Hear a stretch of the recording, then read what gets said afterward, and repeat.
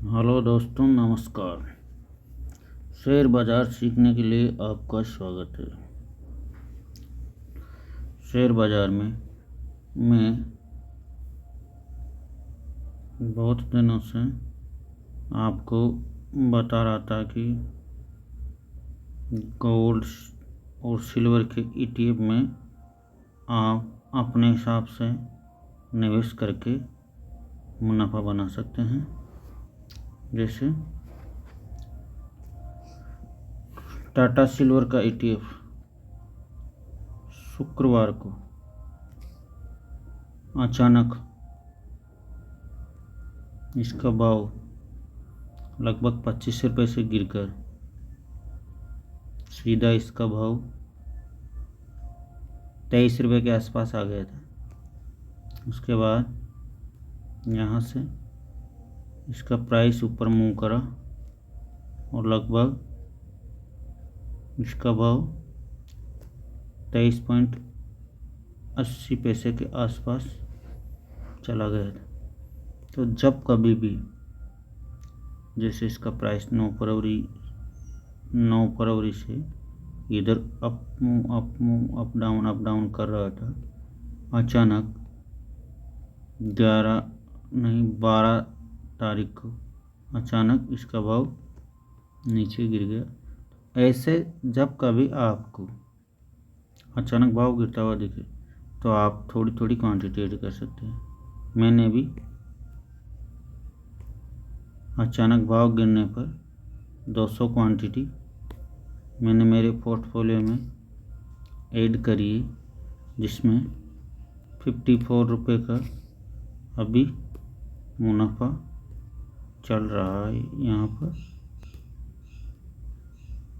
अब जैसे और भी भाव नीचे गिर जाता है तो थोड़ा थोड़ा इसमें क्वांटिटी ऐड कर सकते हैं अपनी रिस्क के अनुसार, क्योंकि ETF में मुनाफा आपको तभी मिलेगा जब सिल्वर का भाव तेज़ी से ऊपर की ओर जाएगा।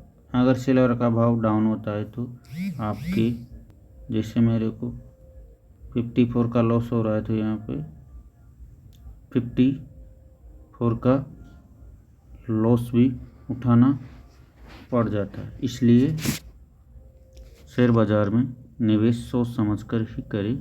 मैं मेरे अनुसार बाय और सेल अपनी रिस्क के अनुसार कर लेता हूँ। आपको भी अगर रिस्क लेकर पैसा बनाना है तो गोल्ड और सिल्वर में पैसा कमा सकते हो। सबसे सस्ते Tata silver exchange traded fund और Tata gold exchange traded fund, ये 2 फंड बहुत ही सस्ते हैं। और भी बहुत सारे ETF हैं। अगर आपको इसमें इंटरडे खेलना है तो मेरे को HDFC का सिल्वर ETF बहुत ही अच्छा लगता है, क्योंकि इसमें मूवमेंट अच्छा रहता है। अब इंटरडे में आपको अचानक भाव नीचे मिले तो आप इंटरडे में इसे बाय और सेल करके मुनाफा बना सकते हो, क्योंकि शेयर मार्केट बहुत ही रिस्की होता है। इसलिए इंटरडे भी अपने हिसाब से सोच समझ कर ही करें। अब गुरुवार को जैसे इसका भाव 245 रुपये था, अब जैसे ही गुरुवार को चांदी में गिरावट आई तो ये शुक्रवार को गिर के खुला। यहाँ पे देखो 245 से सीधा 229 रुपये पे खुला इसका भाव। फिर उसके बाद गिरता गिरता 227 रुपये पे आ गया। अगर आप इसको यहाँ भी बाई करते 230 रुपये में, मान लो गिर के इधर आ गया फिर ऊपर गया, तो इधर कहीं ना कहीं आप इसमें आसपास बाई करते तो 234 रुपये पे गया था। 4 पॉइंट का आपको फ़ायदा मिल जाए। आप इधर भी खरीदते तो यहाँ से पहले भाव नीचे गिरा, फिर बाद में ऊपर उछाल मारा, तो इसमें आप 4 पॉइंट पैसा बना सकते थे। 100 क्वांटिटी में आप 400 रुपये मुनाफा बना सकते थे। इंटरडे एक बहुत ही रिस्की गेम होता है, इसमें सोच समझ कर ही खेला जाता है। अगर प्राइस ऊपर नहीं गया तो आपको लॉस उठाना पड़ सकता है। इसलिए चांदी में और गोल्ड में उतार चढ़ाव होता रहता है, इसलिए आप सोच समझ कर निवेश करें। 3 महीने पहले इसका प्राइस 153 रुपये से सीधा आपको ले गया 355। अब देखो जैसे ही चांदी का भाव गिरा तो इसका भी भाव यहाँ पर आ गया 215। फिर 215 से जैसे ऊपर गया चांदी का भाव 267 रुपये बिक गया। फिर चांदी का भाव गिरा, नीचे आ गया 224, फिर ऊपर। जैसे ही सिल्वर अप डाउन करेगा तो ये भी अप डाउन करता है।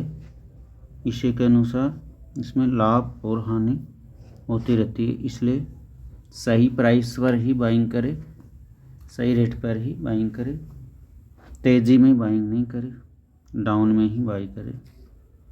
इसमें अप डाउन होता रहता है।